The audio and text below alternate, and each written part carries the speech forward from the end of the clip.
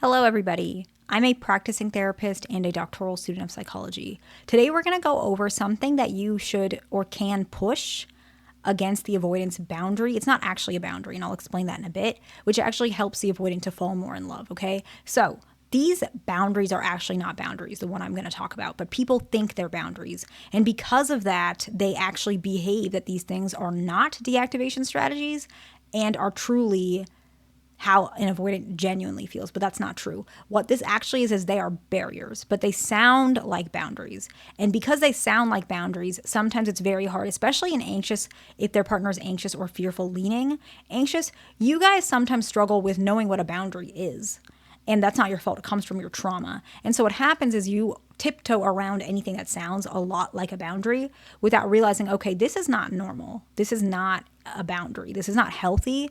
This is a deactivation strategy. It's a maladaptive strategy, and it's based on the avoidance limiting beliefs. It's hard for you guys to do that because you guys are told constantly you're too much, or you're crossing a boundary, or you don't know your own boundaries. And so it's very hard for you to recognize. But a person who's secure, more likely they can realize, okay, this is not normal. Something's going on. That doesn't mean I'm telling you to push against them and force them. That's not what I'm saying. I'm saying if you guys have some trust, what you can actually do is challenge some of these behaviors. And I'm going to explain that in a way where it sounds hopefully less confusing, okay? So let's say we have an anxious, preoccupied person, okay? Let's flip it so you get what I'm talking about. And this person says that they need to text every single day. That's what they need in a relationship. Now, is that normal? No, not text every single day. That was silly because that's normal. They need to text every hour, okay? That's so much better, okay? Texting every hour is not always possible.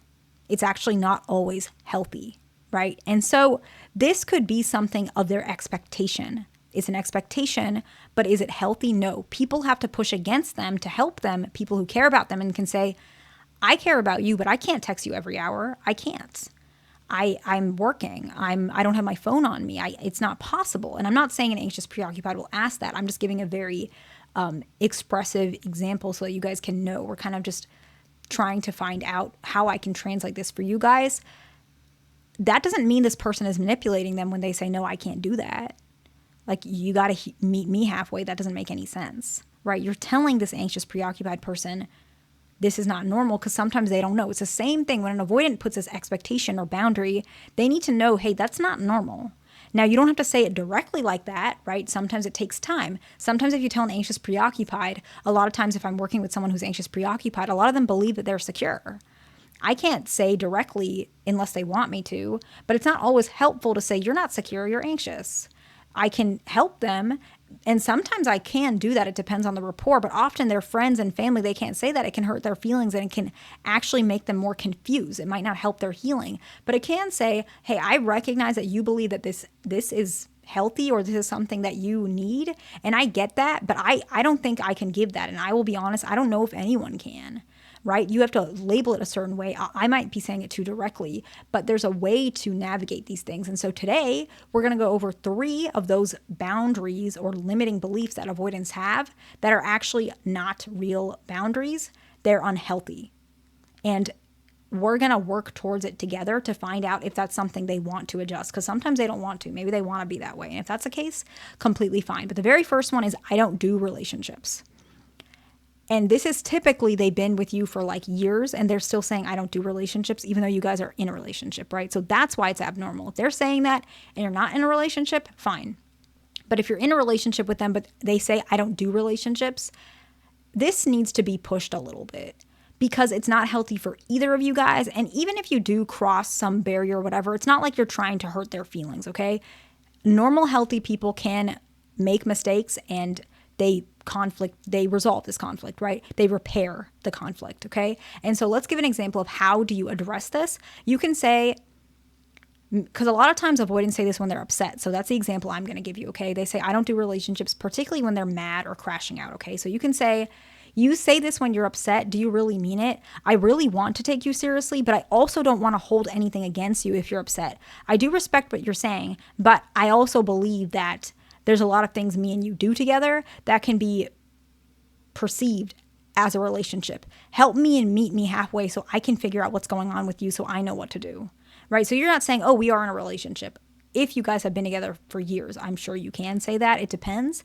But you can definitely at least ask, hey, I want to clarify something because I don't want to hurt your feelings and I also want to know where I am, right?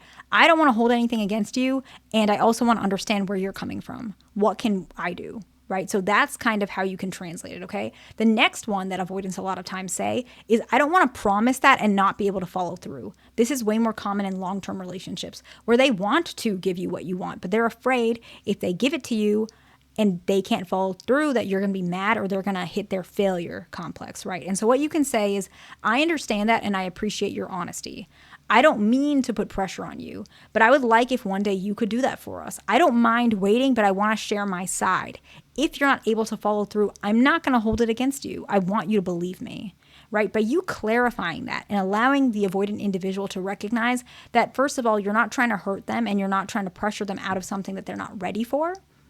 But you also believe that if they make mistakes, they're still allowed to want to give you something, even if it's not perfect. The desire for them to say, I do want to give you that, is sometimes even more powerful than the action itself, right? If they tell you, I want to give you this, I want to be able to commit to this, that is already a sign of love and care. And a lot of people like that effort. It's appreciated. But if the avoidant is unable to express that simply because they're afraid of that failure, by you navigating around their fear of failure, it can actually help them be more open to wanting to commit to that, whatever it may be. I see this a lot where they're like, yeah, I want to get married. I see this, especially long-term couples and things like that. I want to get married, but I'm afraid if I, get cold feet, or if I'm afraid I can't do this anymore, and I tell you that, and then I back up on it, you're going to be hurt and maybe you'll leave me, and I don't want you to feel that way. And you can say, I know that you struggle with stuff like this. As long as we have an open conversation, I'll keep an open mind. Something along those lines to help them know, okay? The next one is much more common in the beginning of relationships. It's the phrase, I can't give you what you want, okay? Now, this one is something that in general, regardless of whatever it is, nobody knows what you want. And so you deserve your word. You deserve to clarify what's going on. So there are a couple ways to do this, of course. The first one is, how do you know what I want? Is there something that I'm doing that makes you think you know what I want? What's going on here? What's the disconnect, right? Something along those lines. Open that dialogue, right? The next one is you could actually clarify, what is it you think I want? I want to know so I can clear it up and understand if any of my behaviors are giving you the wrong impression, right? Now, if it's exactly after something, I can't give you what you want, okay. And maybe it's true they can't give you that. Okay, I appreciate you telling me that. I don't mind modifying what I need as long as we can have an open communication and conversation. But I want to make the decisions for my life. We don't have to end this relationship just because you can't give me that.